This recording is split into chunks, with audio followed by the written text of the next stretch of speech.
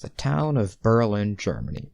This town has a rich history for having a great divide between two very different ideologies, capitalism and communism. I'm your tour guide, host, whatever, through the history of Berlin. First, some background knowledge about Germany and World War II. After the Battle of the Bulge, the Allied powers, Britain, France, the United States, and the Soviet Union, had started to come close to taking over Germany. Hitler realized this, and ended his reign over Germany himself with a bullet. After Japan, the other Axis power, surrendered when the atomic bombs hit, and that ended World War II. The Allied powers were starting to see different ideas with each other for post-war Germany. While the US, Britain, and France, the Western powers, wanted to have market economies, the Soviet Union wanted to surround itself with communist nations. As time grew on, the former allies were starting to see their relations fade away, and there was a divide in Germany, split between the US, Britain, and France having the western half, and the Soviet Union with the east. The US, Britain, and France parts of Germany combined later to form the western half, but the Soviet part stayed where they were. The Soviet countries restricted trade and movement with the Western powers. Because of this, there was an invisible border with the Soviet countries. This brings us to Berlin, as it was very complicated with this invisible border. While the city itself was entirely in the Soviet parts of Germany, post-war agreements were made so that the Western powers could operate within the city of Berlin, provided there was no conflict. So the US, France, and Britain made a democratic, for the sake of time, section of Berlin in the western districts, while the Soviets still had the east. What brought problems in the Soviet part of Berlin was that East Germans were banned from leaving the country. This made Berlin a very interesting case, as all it took to leave the country was to go to the western half of Berlin and either stay there or go to wherever you wanted to go.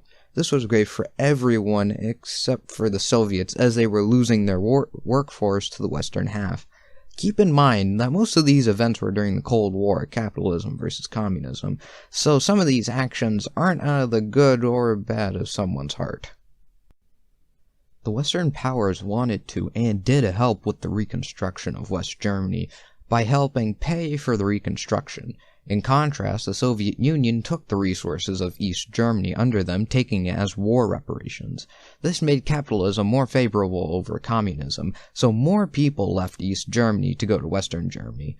Along with this, the western half of Germany gave citizens free healthcare, education, higher salaries, and much more, with the eastern half only giving people healthcare and education. It was a no-brainer to see what side people wanted to go to. Even more, people left the eastern half of Berlin to the western half. With more people leaving Berlin and a declining economy because more people were leaving, the Soviets had to deal with this problem. So they closed the border fully and created the Berlin Wall. To keep this short, the Berlin Wall was a concrete wall with many things after it. Because people were determined to have more freedoms, people still crossed the border, with most of them being citizens who either went under, around, above, and even through the wall. But people still died trying to get across the border. Yes, the wall did stabilize the eastern half's economy, but it absolutely wrecked its reputation and showed how communism actually kept its economy, while capitalism was looking even better than before. After a few treaties later, the eastern half slowly let people into the western half, but they made a difficult and complicated system of doing so. But this didn't stop people from still trying, so people were still leaving Eastern Germany. But people still wanted to travel freely, so there were mass protests along the Berlin Wall. With this, East Germany had made it easier to obtain travel permits. When the announcement was broadcasted, there were even more protests at the crossing points of the Berlin Wall. Surprisingly, the border crossing guards had opened the border to keep the peace. People started to climb the wall and even break the wall with anything. With this, everyone knew that the division in Germany was over. In October of 1990, Germany was unified and the Soviet Union fell.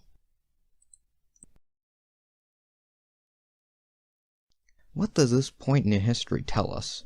Well, for one, it shows that history is not all pretty, among other points in history.